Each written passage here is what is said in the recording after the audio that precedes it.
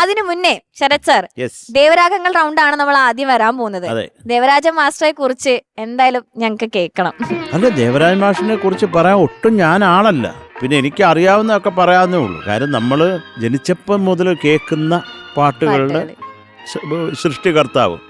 എത്ര പാട്ടുകൾ, എത്ര അതിമനോഹരങ്ങളായിട്ടുള്ള, അദ്ദേഹം ചെയ്യാത്ത ജോണേഴ്സും ഇല്ല. എത്ര പാട്ടുകൾ വളരെ രാഗം എടുത്ത് അങ്ങനെ കുറുക്കി നമുക്ക് തന്നിട്ടുണ്ട്. അതുപോലെ വെരി സിമ്പിളായിട്ടുള്ള, വളരെ ബ്യൂട്ടിഫുള്ളായിട്ടുള്ള എത്ര മെലഡീസ് ചെയ്തിട്ടുള്ള ഒരു മഹാനായിട്ടുള്ള വ്യക്തിയാണ് ദേവരാജ മാഷ്. പറയാതിരിക്കാൻ വയ്യ. അപ്പം അദ്ദേഹത്തിൻ്റെ ഇപ്പം ഞാൻ എൻ്റെ ഒരു കഥയും കൂടി ഇതിൻ്റെ കൂടെ കഥയല്ല നടന്നതാണ്. ഇച്ചിരി വിഷമം പിടിച്ച ഒരു സംഭവമെങ്കിലും ഞാൻ പറയും. ഇത് പല സ്ഥലത്തും പറഞ്ഞിട്ടുണ്ട്, കള്ളത്തരല്ല. അപ്പം എനിക്കും ചെന്നൈയിൽ പോകുമ്പോൾ കാര്യം മാഷ് നന്നായി മൃദംഗം വായിക്കും. അപ്പോൾ അദ്ദേഹത്തിൻ്റെ പാട്ടുകളുടെ ഗ്രൂപ്പ്, തബല ഗ്രൂപ്പ് ഒക്കെ കേട്ടാൽ തന്നെ അറിയാം അത് ദേവരാജ മാഷിൻ്റെ പാട്ടാണെന്ന്. അത് വളരെ ഇൻട്രസ്റ്റിംഗ് ആണ് അദ്ദേഹം സെറ്റ് ചെയ്യുന്നത്. അപ്പം ഒരു പാട്ട് ദേവരാജ മാഷിൻ്റെ പാടണമെന്ന് എനിക്കും ഒരാഗ്രഹം. ഇവിടെങ്ങാണ്ട് ഇങ്ങനെ ഇരിപ്പുണ്ട്. അപ്പം അത് എനിക്ക് മാഷിൻ്റെ സ്വഭാവം ഭയങ്കര ദേഷ്യപ്പെടുന്ന ആളാണ്. എന്തും തുറന്നടിച്ച് പറയും. അങ്ങനെയൊക്കെ ഉള്ളുണ്ട്. ആ ഒരു പേടി ഉള്ളിലുണ്ട്. അത് കാര്യം രാജാ സാറൊക്കെ, ഇളയരാജാ സാറൊക്കെ അദ്ദേഹത്തിൻ്റെ പാട്ടുകൾ ഗിറ്റാർ വായിക്കുകയൊക്കെ ചെയ്തിട്ടുണ്ട്. അപ്പം അത് എനിക്ക് തോന്നുന്നു രാജാ സാർ ഇത്രയും സീരിയസ് ആയത് ആ സ്കൂളിൽ നിന്ന് വന്നുകൊണ്ടാണോ എന്ന് എനിക്കൊരു ഡൗട്ട് ഇല്ലാതില്ല.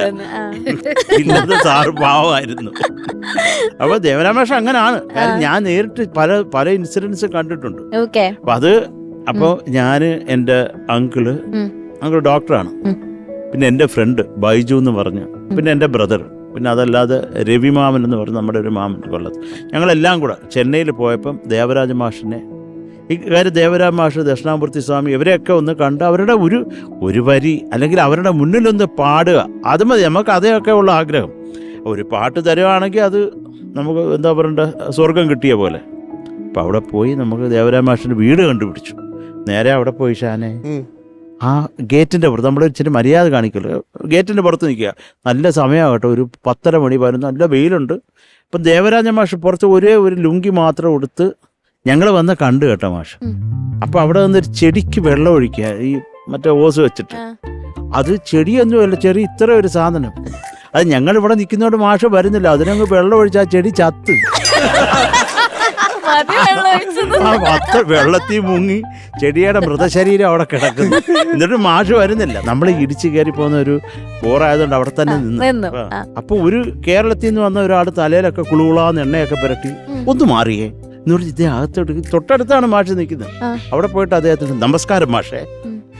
ആ നമസ്കാരം, എന്താ വന്നത്?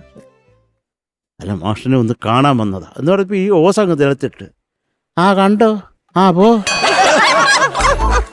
ഇതായിരുന്നു റിയാക്ഷൻ. അപ്പം വിചാരിച്ച ഞങ്ങൾ ഇവിടെ നിന്നത് തന്നെ ആണെന്ന്. അദ്ദേഹം അവിടെ കുറെ നേരം നിന്ന് അവിടെ ആ ചെടിയിലൊക്കെ കുത്തിയൊക്കെ കളിച്ചിട്ട് പിന്നെ ഇറങ്ങിപ്പോയി. പിന്നെ മാഷ് വന്നു, ആ വാ എന്ന് പറഞ്ഞപ്പോ ഞങ്ങൾ പുറേ മാഷ് പറയപ്പോ ആ എന്താന്ന് ചോദിച്ചു. അപ്പൊ മാമ പറഞ്ഞു പറയടാ, എന്നെ തള്ളി. ഞാൻ പറഞ്ഞു മാഷേ നമസ്കാരം, മാഷെ പാടും. എനിക്ക് വളരെ ചെറുപ്പമാണ് ഞാൻ ചെന്നൈയിൽ ചെന്ന സമയം. ഞാൻ പാടും എന്ന് പറഞ്ഞപ്പോൾ ഉടനെ ദേവരാജ മാഷ് ആ കഴുതയും പാടും. ഫസ്റ്റ് കേക്ക് അത് കേട്ടപ്പോഴേ ഉള്ള കോൺഫിഡൻസ് മുഴുവൻ പോയി. പിന്നെ മാഷ് അവിടെ ഇരുന്നു. ആ ഒന്ന് പാട് കേക്കട്ടെ. അപ്പം നമ്മൾ ആ നിലത്ത് ഇരുന്നിട്ട്, മാമ മാത്രം ഇരുന്നു, ഞങ്ങൾ നിലത്തിരുന്നിട്ട്. അപ്പം ഞാൻ മാഷിൻ്റെ പാട്ട്, ഒരു കീർത്തനം, പിന്നെ വേറൊരു മാഷിൻ്റെ പാട്ട്, 2 പാട്ടും ഒരു കീർത്തനവും മാഷിന് മുമ്പിൽ പാടി. അതെന്നെ ഒരു ഭാഗ്യം, അദ്ദേഹത്തിന് മുന്നിൽ പാടാൻ പറ്റി. പിന്നെ മാഷ് ഒന്നും പറയുന്നില്ല, കണ്ണടച്ചിരിക്കുക. ഞങ്ങൾക്കാണെങ്കിൽ ഈ നമ്മളിരിക്കുന്നതിൻ്റെ പുറയല്ലേ വെയിലടിച്ചിട്ട് അതൊക്കെ പൊള്ളാൻ തുടങ്ങി. അവിടെ ഇരിക്കുക, കാര്യം അദ്ദേഹം പറയാൻ നമ്മൾ എണീക്കരുത്, അതൊരു മര്യാദയല്ല. അപ്പം പിന്നെ അവസാനം എനിക്ക് എങ്ങനെങ്കിലും മാഷൊന്ന് എണീറ്റിരുന്ന് എണീക്കായിരുന്നു. ഒരു നല്ല ചൂട് ഇരുന്നിട്ട് കുറേ നേരമായിട്ട് വെയിലടിച്ചിരിക്കുക. അപ്പോൾ അത് ഒരു 45 മിനിറ്റോളം അദ്ദേഹം കണ്ണടച്ചിരുന്നു. ആ സമയത്തൊക്കെ ആയപ്പോഴത്തേക്ക് വെന്ത് പിച്ചി തിന്നാണ്ട് പരിപാടി ഫ്രൈ ആയി. ആ 45 മിനിറ്റ് കഴിഞ്ഞ് മാഷ് എണീറ്റു. നമ്മളൊക്കെ എണീറ്റു. ആ പാട്ടൊക്കെ കൊള്ളാം, പക്ഷെ എനിക്ക് പടവില്ല. മാഷത്ത് പോയി, ഇത്രേ ഉള്ളൂ. ഇത് പറയാൻ ഈ 45 മിനിറ്റ് ഞങ്ങൾ അവിടെ ഇരിച്ചു. പക്ഷെ ഒരു കാര്യം എനിക്ക് പറയാതിരിക്കാൻ വയ്യ. മാഷ് അതിന് ശേഷം ഞാൻ ഫിലിമൊക്കെ ചെയ്തതിന് ശേഷം എൻ്റെ പാട്ടൊക്കെ കേട്ടിട്ട് അന്ന് അവൻ എന്നെ കാണാൻ വന്ന് അന്ന് പാടുമ്പോഴേ എനിക്കറിയാം അവൻ രക്ഷപ്പെടുമെന്ന്. ഇന്ന് നമ്മുടെ ജി വേണുഗോപാൽ വേണുചേട്ടൻ്റെ അടുത്ത് ദേവരാജ് മാഷ് പറഞ്ഞത്, വേണുചേട്ടൻ എന്നെ വിളിച്ചു പറഞ്ഞു. എനിക്ക് അതാണ് എന്നെ സംബന്ധിച്ചിടത്തോളം വലിയ ബ്ലെസ്സിങ്. അതിനപ്പുറം ഒന്നുമില്ല. അത്രയും മഹാനായിട്ടുള്ള ഒരു കമ്പോസറുടെ വായിൽ നിന്ന് അങ്ങനെ കേൾക്കാൻ കഴിയാന്ന് പറഞ്ഞാൽ അതൊരു വലിയ കാര്യമാണ്. അപ്പം അദ്ദേഹം ഇങ്ങനെ ക്രൂരമായിട്ട് തോന്നുമെങ്കിൽ അദ്ദേഹം ഒരു നല്ല മനസ്സിനുടമയായിരുന്നു കേട്ടോ മാഷേ. അത് ഇപ്പോൾ ജോൺ ചേട്ടൻ്റെ ഇഷ്യൂ ഒക്കെ നമുക്കറിയാം. ജോൺ ചേട്ടൻ വായിച്ചാൽ പൈസ കൊടുക്കത്തില്ലായിരുന്നു എന്നാണ് ജോൺ ചേട്ടൻ പറഞ്ഞുകൊണ്ട് നടന്നിരുന്നത്. എനിക്ക് പൈസ ഒക്കെ കുറവാണ്, തരത്തില്ല മാഷ് ഇത് വായിച്ചാൽ. പിന്നെ കുറേ ആയി അതിനൊന്നും പൈസ ഇല്ല, എല്ലാം തുച്ഛമായിട്ടുള്ള പൈസയാണ് കൊടുക്കുന്നത്.